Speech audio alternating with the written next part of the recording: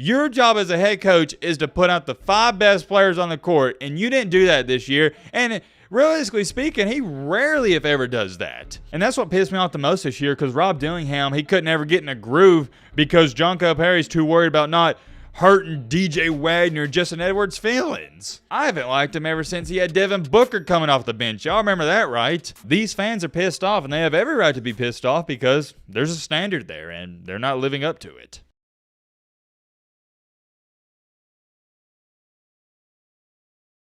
Ladies and gentlemen, boys and girls, hope all of you having a great and fantastic day. If not, hope this video can make it a little bit better. And man, oh man, we got another update, or a big time newer update on the sleazy car salesman himself, aka John Calipari. So last time we talked about Coach Cal, that was dating all the way back to Saturday. And I know that only seems like a few days ago, but in those few days, especially with everything going on, a lot of stuff has came out. But to catch you up to speed on things, if you haven't been living under a rock, it's relatively simple. John Calipari, his job has been on the line because he lost in the first round to Oakland. That's me making a long story short. And Kentucky, as a 3 seed, losing to a 14 seed in Oakland, not only is it embarrassing, but for the Kentucky fans, at least from what I've seen, that was their last straw. Kentucky fans were already on the brink of jumping the John Calipari ship, but after losing to Oakland, that was it. Everybody's like, yeah, we want this man gone. Or not everybody, my bad, let me clarify here. 98 to 99% of Kentucky fans. And some people would try to make the argument and statement of, oh, well, they're overreacting, but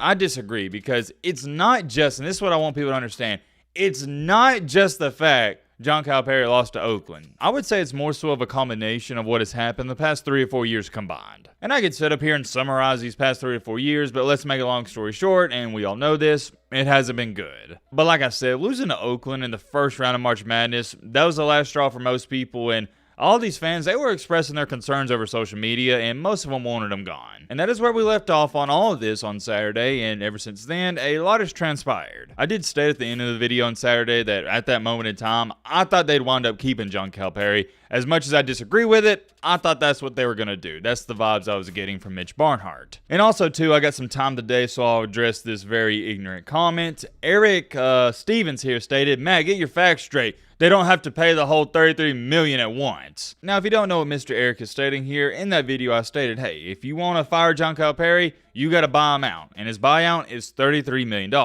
But Eric, here's my rebuttal to your comments. Why don't you get your facts straight, buddy? Because I went back and rewatched it, I never stated once in that video they had to pay him $33 million at once. I just stated they got to give him $33 million. And I believe without even checking if they wanted to go through with firing Calipari, they just had to pay him that $33 million up until 2029. That's how long they had to do it. So they'd have to give him around roughly $6.5 million per year, right? Something along those lines. But at the end of the day, it doesn't even matter. And I don't even get the point of this comment, because it doesn't matter if you give him $33 million the day you fire him or until 2029. You're still giving him $33 million.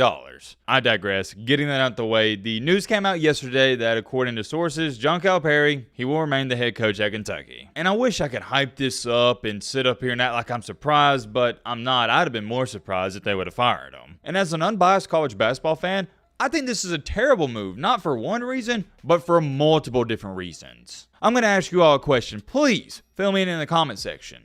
Do you know what the definition of insane is? I'm sure most of you know it. If you don't, I'll inform you. Doing the same thing over and over and over and expecting a different result. That's what Kentucky's doing here. Insane. Ladies and gentlemen, boys and girls, this is insanity at its finest, and I hate it for Kentucky fans. I do. Now, before I get into why this is so bad, let's talk about how this happened in the first place and what was the ultimatum as to why he stayed the head coach. I've seen this narrative going around ever since he lost to Oakland. Oh, well, the buyout, that's way too much. Kentucky doesn't have that type of money. And I've stated since day one, ever since covering this situation and topic, that I don't believe that. Kentucky, if they really wanted to buy him out, they got the funds to do so. Trust me. I think it came down to these two things. Number one, they didn't want to fire him bad enough. And number two, the hardest part about firing a head coach isn't, ironically enough, firing the head coach. It's finding somebody to replace him. Look, I think John Calipari is a really good head coach, but he's not great, or at least not anymore. It's sad, it really is, because he used to be great, but he's become stagnant, complacent, a dinosaur, whatever word you want to use.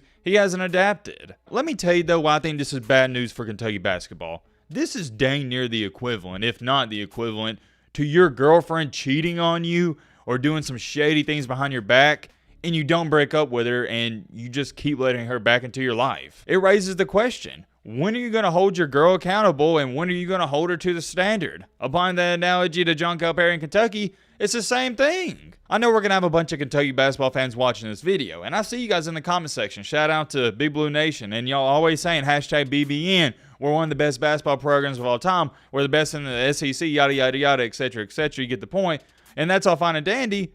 But you can't say that and not hold your head coach to the standard. And it's the same thing for the athletic director. The standard is the standard. Point blank, period, the end. It doesn't matter if it's John Calipari, Patino, or some other head coach. The standard is a standard. It applies to everybody. And guess what? Your boy Calipari, he hasn't been living up to the Kentucky basketball standard, I'll tell you that much. And I'll steal this from Nick Saban. He says this, and I love it as well. It's simple but a good quote. It takes what it takes. And I'm so glad I'm not a Kentucky basketball fan, because to me, and this is just how I take it, I think it's the ultimate slap in the face and the ultimate sign of disrespect to allow him to come back and coach my team if I were a Kentucky fan. Because we know what's going to happen. Don't act brand new around here. He's going to go out there next year. He's going to go something along the lines of 21-10, 22-9, something like that, and he'll lose in the postseason early on yet again. It happens every year. It just felt like one of those things where it was time to go. Not to say that John Calipari was a bad coach at Kentucky, but it was time. Same thing for Mark Richt at Georgia, the football coach. Mark Richt was a really good football coach for Georgia, but he wasn't meeting their standards, and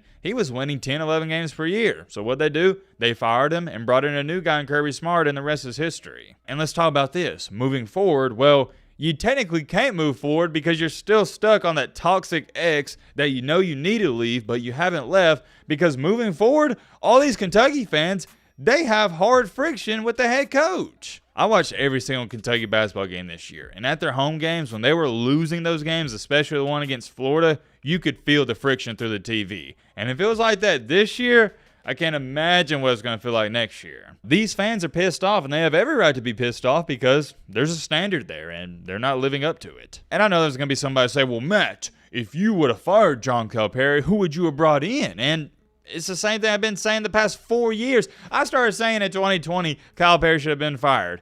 It doesn't matter who you bring in. It can't get much worse. You lost to freaking St. Peter's in Oakland.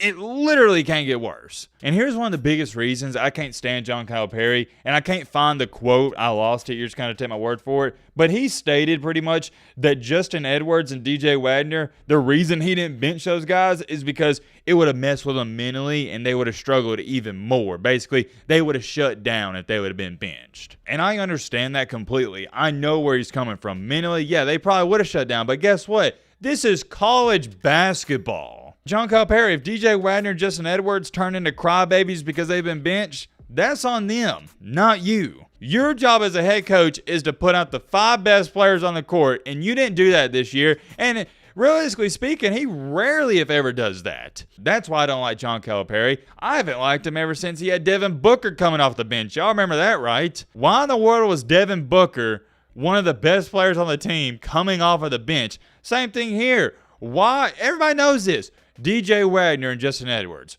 Who should have been playing over those guys? Reed Shepherd and Rob Dillingham. Period. The end. Not even up for debate. No disrespect to DJ Wagner and Justin Edwards this year, but outside of a couple games and some flashes of greatness here and there, they sucked. And that's what pissed me off the most this year, because Rob Dillingham, he couldn't ever get in a groove because John Calipari's too worried about not hurting DJ Wagner and Justin Edwards' feelings. It's like he's so obsessed with being these guys' best friends, almost like a mentor and role model to him, that he's forgot the biggest part about his job: coaching. Calipari is nothing more and nothing less than a sleazy car salesman, and I'll give him credit. He's good at selling cars, but that's all he'll ever be good at. You're not going to win a national championship being a sleazy car salesman. Most of y'all know this. I'm an Alabama basketball fan, and I couldn't even begin to imagine how good this Kentucky team would have been if Nate Oates was the head coach. Fun fact of the day, and we'll end out the video here. Nate Oates has taken Alabama to the Sweet 16 3 out of the past 4 years. John Calipari in that same time span has been to 0. What a shame, man. What a shame. And I can't deny this, though. I'm definitely excited to see how Calipari does next year. It's going to be must-see TV. I thought this year is must-see TV. No. Next year's must-see TV. We'll see what happens. We'll see. Let me know your thoughts down below. But, Roman.